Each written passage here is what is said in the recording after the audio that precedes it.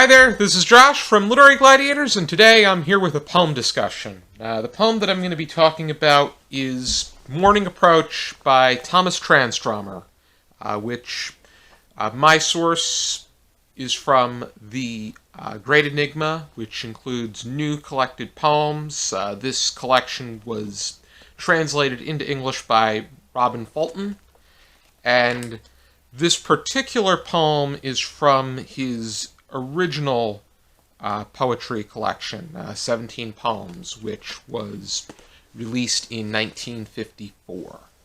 The interesting thing about Morning Approach is that it really says a lot about the human way of living.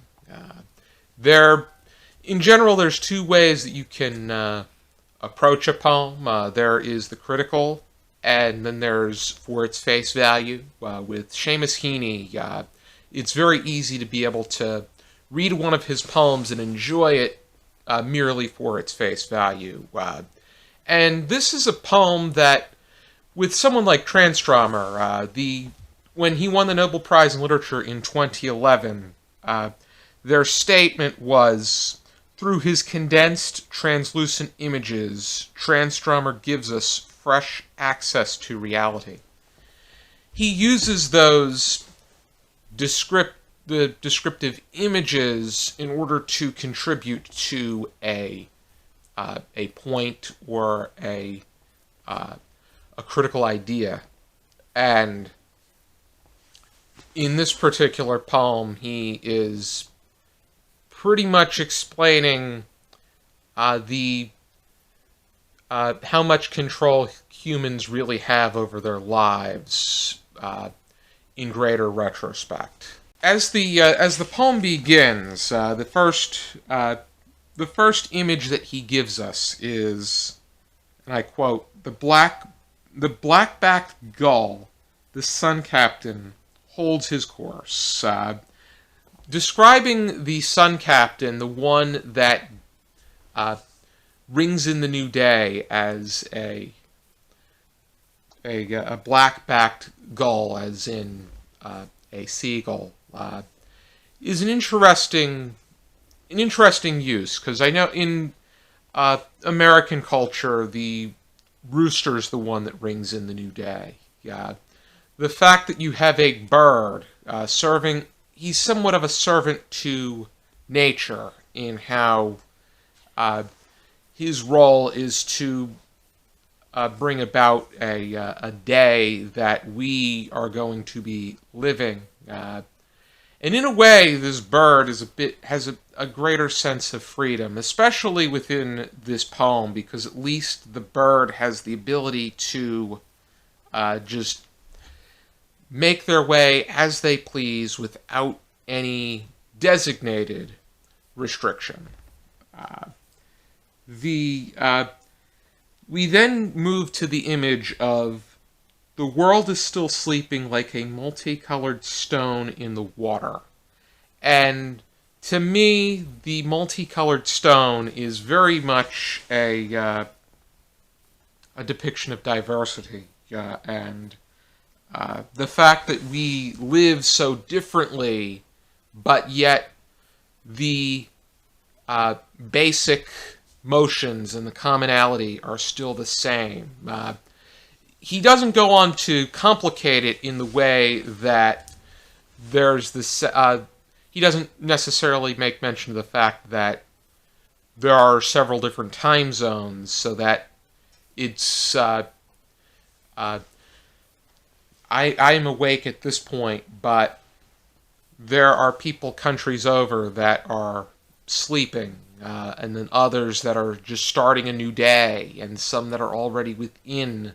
At the time that I'm taping this video, the people from Australia, if they're working a 9 to 5 or just starting their job, and then these days are described like Aztec hieroglyphs, and then we move on to probably the key lines within the poem. The music.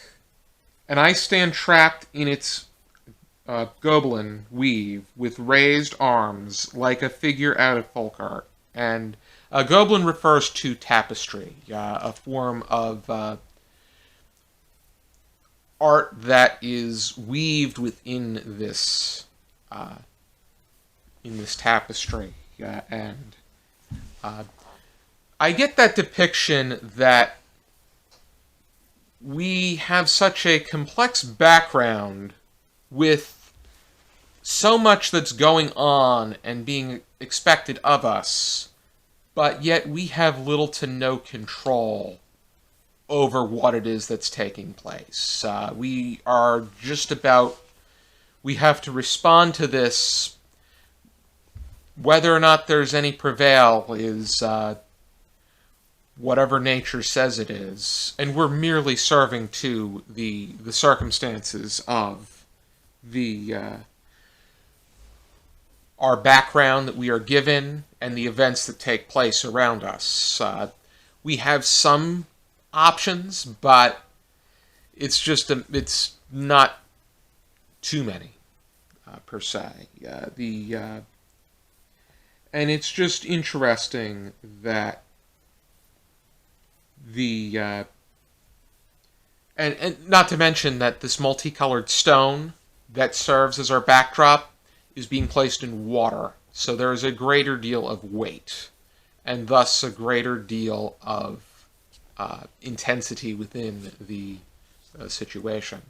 And this whole, I think that having an animal, in this case a bird, with freedom versus us being tied down is an interesting image, because in a way we seem to tie ourselves down with so many different things, and we rely on a system that's measured with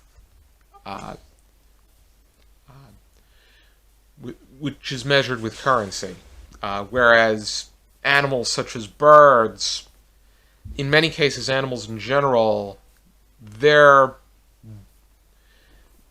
measurement is survival, and just being able to, that's the only thing that they put upon themselves. I think that this is a poem that I can definitely admire the imagery that Transtromer presents us within this poem. I cannot help, though, but think about the message hidden under it pertaining what it has to say to us regarding humanity, and how we are a very restricted species, and most of this restriction is self-inflicted. And by self-inflicted, I mean generations and centuries of us putting these restrictions and those inflictions upon ourselves. This poem really made me think, so I think in that case, between that and the imagery and the word choice that Transtromer uses, this is quite a remarkable poem. And I'm definitely hoping to make my way through this collection. It's something I plan to dip in and out of. I know that Transtromer has often been deemed the way that Pablo Neruda writes about hot weather and summer, Transtromer writes about cold weather and winter. But I think that makes sense given the being from Chile versus being from Sweden.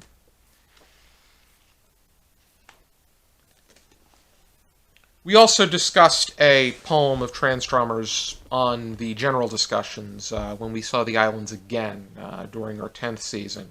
That went up in March. But I definitely want to explore more, and I definitely would like to engage in some more discussions with you guys. Hope everybody's doing well, and for now, keep reading.